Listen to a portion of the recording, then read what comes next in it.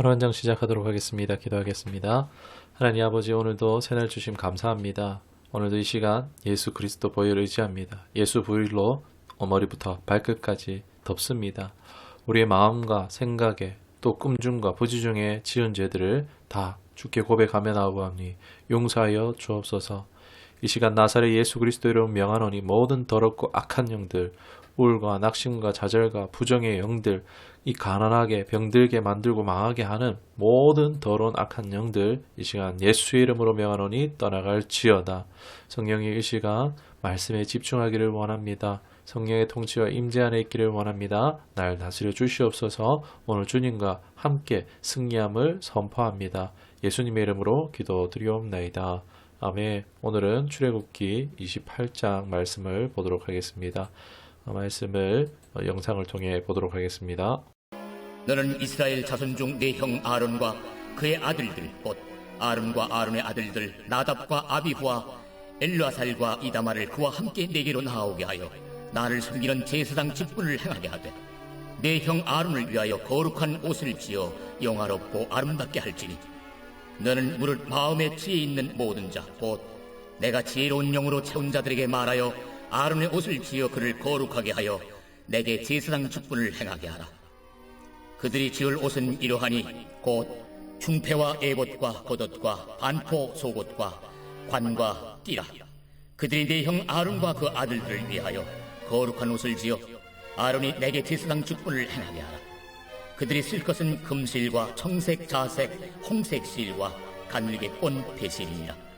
그들이 금실과 청색, 자색, 홍색 실과 가늘게 꼰 배실로 정교하게 짜서 에봇을 짓되 그것에 어깨바지 둘을 달아 그 두 끝을 이어지게 하고 에봇 위에 매는 띠는 에봇 짜는 법으로 금실과 청색, 자색, 홍색 실과 가늘게 꼰 배실로 에봇에 정교하게 붙여 짤지며 호마노 2개를 가져다가 그 위에 이스라엘 아들들의 이름을 새기되 그들의 나이대로 6 이름을 한 보석에 나머지 6 이름은 다른 보석에 새기라. 보석을 새기는 자가 도장에 새김같이 너는 이스라엘 아들들의 이름을 그 두 보석에 새겨 금태에 물리고 그 두 보석을 에봇의 두 어깨바지에 붙여 이스라엘 아들들의 기념 보석을 삼되 아론이 여호와 앞에서 그들의 이름을 그 두 어깨에 메어서 기념이 되게 할지며 너는 금으로 태를 만들고 순금으로 노끈처럼 두 사슬을 닦고 그 따은 사슬을 그 태에 달지니라. 너는 판결 흉패를 에봇 짜는 방법으로 금실과 청색, 자색, 홍색 실과 가늘게 꼰 배실로 정교하게 짜서 만들되 길이와 너비가 한 뼘씩 2겹으로 네모 반듯하게 하고 그것에 4줄로 보석을 물리되 첫 줄은 홍보석, 황옥, 녹쪽이요 둘째 줄은 석류석, 남보석, 홍만호요 셋째 줄은 호박, 백만호, 자수정이요 넷째 줄은 녹버섯, 호만호, 벽옥으로 다 금태에 물릴지니 이 보석들은 이스라엘 아들들의 이름대로 12이라. 보석마다 12지파에 한 이름씩 도장을 새기는 법으로 새기고 순금으로 노끈처럼 따은 사슬을 흉패 위에 붙이고 또 금고리 2를 만들어 흉패 위 곧 흉패 위 두 끝에 그 두 고리를 달고 따은 두 금사슬로 흉패 두 끝 두 고리에 꿰어매고 두 따은 사슬의 다른 두 끝을 에봇 앞 두 어깨바디에 금태에 매고 또 금고리 2를 만들어 흉패 아래 양쪽과 안쪽 옷 에봇에 닿은 곳에 달고 또 금고리 2를 만들어 에봇 앞 두 어깨바지 아래 매는 자리 가까운 쪽 곧 정교하게 짠 띠 위쪽에 달고 청색끈으로 흉패고리와 에봇 고리에 꿰어 흉패로 정교하게 짠 에봇 띠 위에 붙여 떨어지지 않게 하라. 아론이 성소에 들어갈 때에는 이스라엘 아들들의 이름을 기록한 이 판결 흉패를 가슴에 붙여 여호와 앞에 영원한 기념을 삼을 것이니라. 아멘. 먼저 제사장의 의복에 대해서 다루고 있는데 굉장히 좀 엄격하고 까다로운 것 같은 그런 느낌이 듭니다. 왜 그럴까요? 이를 생각해 볼 때 그 이유는 이렇다 할 수 있습니다. 먼저는 하나님은 거룩하신 분이다 라는 것입니다. 이 죄를 지은 인간이 하나님을 섬긴다. 이건 원천적으로 불가능한 것이죠. 그래서 자신의 자격이 아닌 이스라엘을 대표하는 대표성을 가지고 지금 하나님께 나아가야 했다라는 것입니다.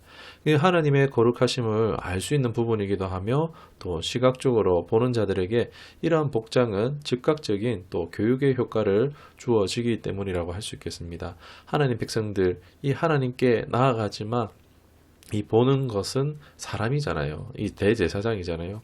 이 성막을 섬기는 이 대제사장의 복장은 당연히 중요한 것이라고 할 수가 있겠습니다. 이 그리스도인들은 이 흉패를 걸치고 에봇을 입을 필요는 없습니다. 그러나 우리는 거룩함을 옷 입을 필요가 있습니다. 예수님의 흰 옷을 입고 이 하나님 앞에 나아갈 것이며 또 믿지 않는 자들에게 그리스도인들은 예수님의 형상으로서 그리스도를 기억나게 하는 존재일 필요가 있는데요. 우리가 그런 사람들이 되어지기를 원합니다. 여기서 보면은 계속 색상을 가진 실로 만드는 것을 볼 수 있는데 그 색깔별로 의미를 한번 생각을 해봤으면 좋겠습니다. 금은 무엇이겠습니까? 이 하나님의 영광과 위엄을 상징한다 할 수 있겠고, 청색은 하나님의 색으로 하나님의 자비를 의미한다 할 수 있겠고, 자색은 이 왕의 색이죠. 이 하나님의 왕권을 의미한다라고 볼 수 있고, 홍색은 이제 피생의 피, 그러니까 예수님의 희생의 죽음을 의미한다 할 수 있겠고, 또 흰색, 이 배는 순결함을 의미한다라고 할 수 있겠습니다. 에봇을 이렇게 색깔을 가진 실로 이렇게 또 아름답게 만드는데, 이 에봇이 바로 하나님을 섬기기 위한 복장이라는 것입니다. 거기에 보면은 또 특징이 뭐냐면 띠를 합니다. 띠를 하는 게 왜 띠를 하죠?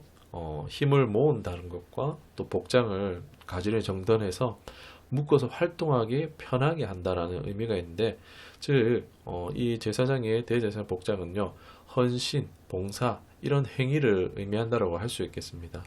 이 성막 휘장과 재료가 동일한데 조화롭습니다.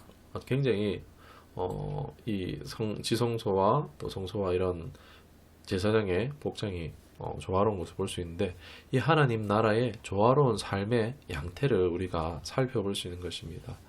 그리고 또 보면은 어깨에 호마노 이렇게 보석으로 해서 양쪽 간에 66 해서 이 12 아들들의 이름을 이렇게 보석에 새겨서 이렇게 지고 있는 것을 볼 수 있는데, 이것을 어깨에다가 보석을 둔 이유는요, 책임을 말한다고 할 수 있겠죠. 힘을 말한다 할 수 있겠는데, 이 막중한 책임, 이것을 짊어짐을 나타내는 것인데, 이것은 주님이 짊어지실 그 막중한 책임을 예표하는 것이라고 볼 수 있겠습니다. 또 보면 흉패를 그 밑에 또 걸고 있죠.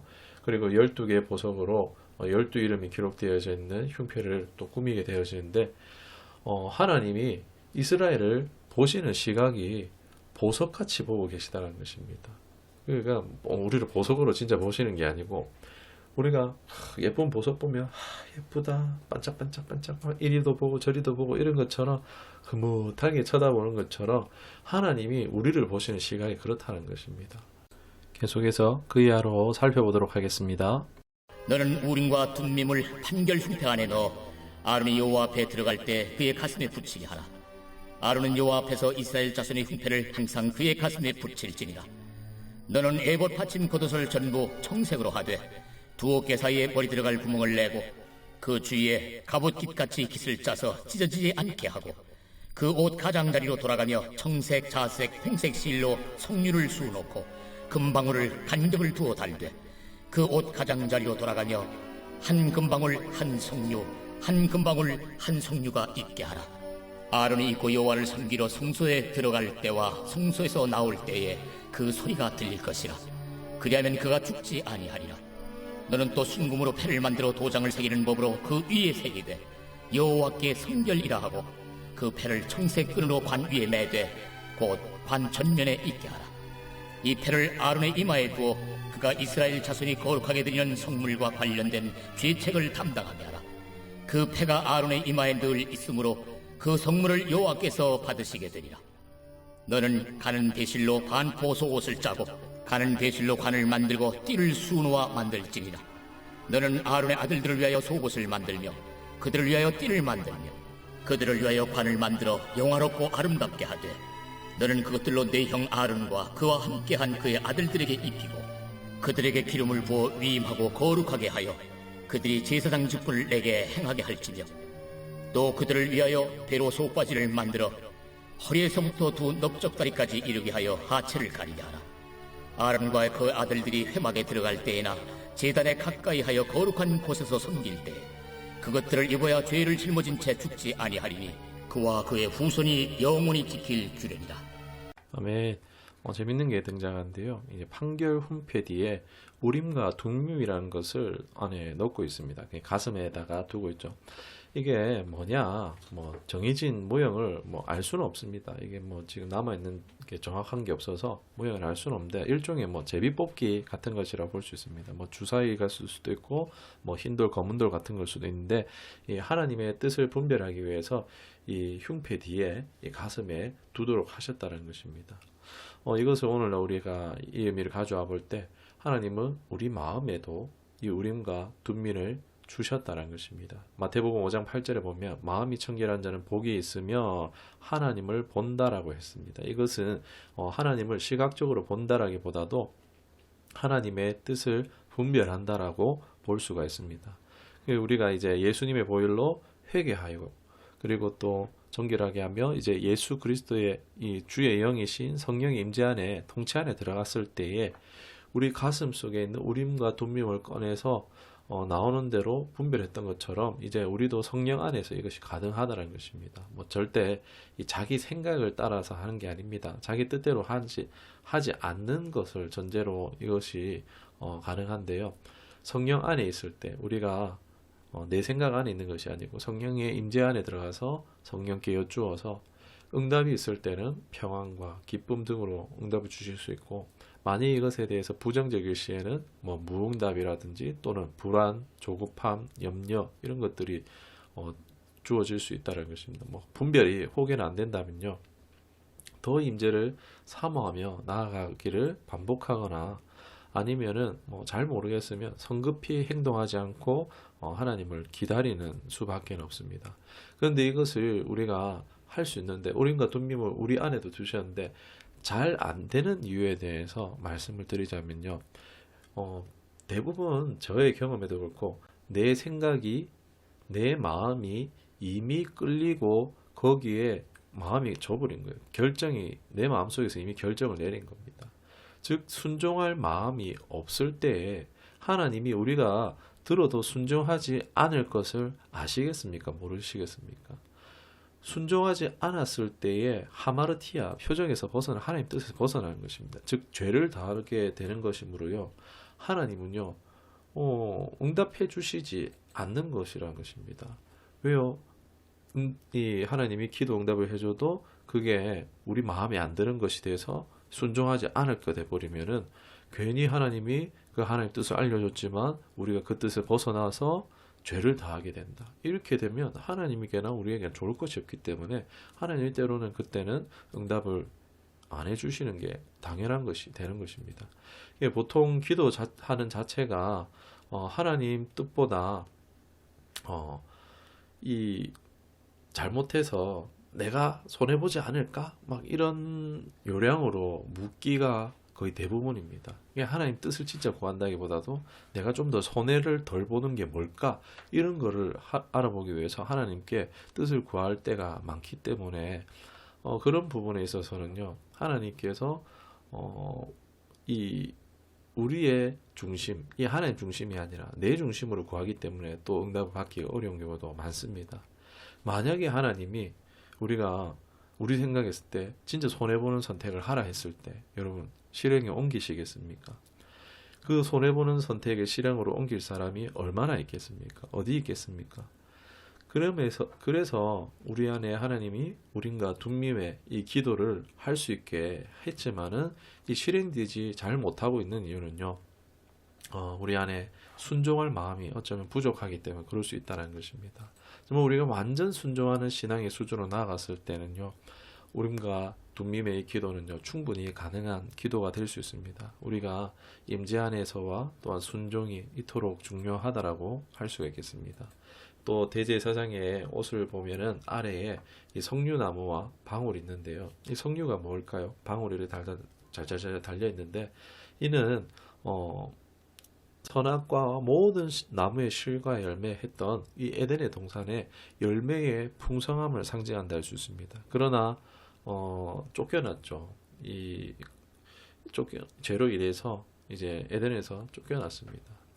이 에봇은 그런 생활이나 이런 에덴의 삶을 상징하는 것이라 할 수 있겠는데, 이 에봇을 입고 지성소를 출입하는 것은요, 이 에덴에 다시금 출입을 재현하는 것임을 생각해 볼 수 있습니다. 그러나 회막으로 지은 지성소는요, 어디까지나 임시죠. 임시적인 것이죠.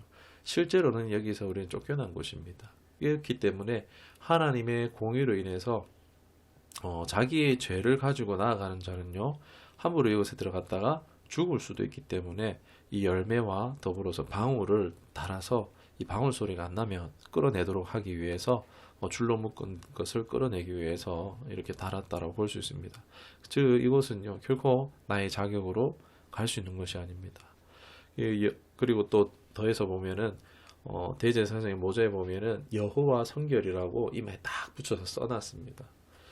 여러분, 불완전한 인간에게 여호와 성결 맞습니까? 걸맞지가 않죠. 즉 이건요, 상징적인 의미로 새겨넣은 것이라 할 수 있습니다. 즉 칭의의 모형이라 할 수 있습니다. 불완전한 인간인데 성결하다 쳐주는 거죠. 당시 이 칭의를 해주어도 대제사장만 1년에 단 한 번만 이 지성소에 들어갈 수 있었습니다. 그만큼 엄격하게 다루고 있는데, 이제는 어떻습니까? 예수 그리스도를 영접하는 자마다 히브리서 4장 16절 같이 은혜의 보좌 앞에 담대히 나아갈 수 있게 되어진 것입니다. 할렐루야. 장차 계시록은요, 그 모든 것이 이제 지성소가 됩니다. 그리고 그 모든 곳에서 모두가 제사장이 되어서요, 하나님과 함께하며 하나님을 섬길 수 있게 될 것입니다. 기대되지 않으십니까? 이 하나님의 집 천국은요, 대제사장이 이 칭의로 여호와의 성결 처줌으로 인해서 이스라엘의 자격으로 나아갔던 것처럼 우리도 이제 예수님의 자격으로만 이 하나님의 나라 지성소에 확정되어진 이제 우리 모두가 들어갈 수 있는 지성소에 들어갈 수 있게 되는 것입니다. 예수님의 의를 힘입어 의롭다함을 여김으로써 가능하게 되는 것입니다. 오늘도 이 예수님과 늘 동행하는 삶, 주님 안에 주님의 말씀을 내 안에 두고 살아가는 저와 여러분 되기를 주님의 이름으로 축원합니다. 기도하시겠습니다. 하나님, 말로 형언할 수 없이 거룩하신 성결의 영이시며 영광 중에 계신 전능하신 하나님 아버지, 이런 죄인을 사랑해 주시고 또 당신의 존전 앞으로 이끌어 주시고 있도록 불러주심에 감사드립니다. 우리가 나아갈 수 있도록 당신의 독자 예수님을 보내주심에 감사드립니다. 오늘도 예수 그리스도의 공로 힘입어 하나님의 앞에 나아갑니다. 믿음으로 나와 함께 하시는, 그것을 즐거워하시는 크신 하나님을 발견하고 의식할 수 있는 은혜가 우리에게 있게 하여 주옵소서. 자격 없는 내 모습이 아니라 대제사장이신 예수님이 주신 옷을 입고 하나님 앞에 나아가 하나님이 독자를 향한 따스한 눈빛과 그 마음, 그 동일한 대함을 나의 삶 가운데 경험에 깨달기 원합니다. 날 사랑하심, 날 사랑하심, 오늘 알게 하여 주옵소서. 내 인생의 제일 된 목적은 나를 위해 사는 것이 아니라 주님을 위해 사는 것을 믿음으로 수납합니다. 깨닫는 은혜가 있게 하옵소서. 그 기쁨과 즐거움과 보람을 맛보기를 원합니다. 이 땅에서부터 날마다 더욱 주님 오실 날을 사모하는 신앙으로 성숙 성장케 하여 주옵소서. 나는 그리스도인입니다. 이 정체성을 잊지 않고 살아가게 하여 주옵소서. 감사드리며 예수님의 이름으로 기도드리옵나이다. 아멘.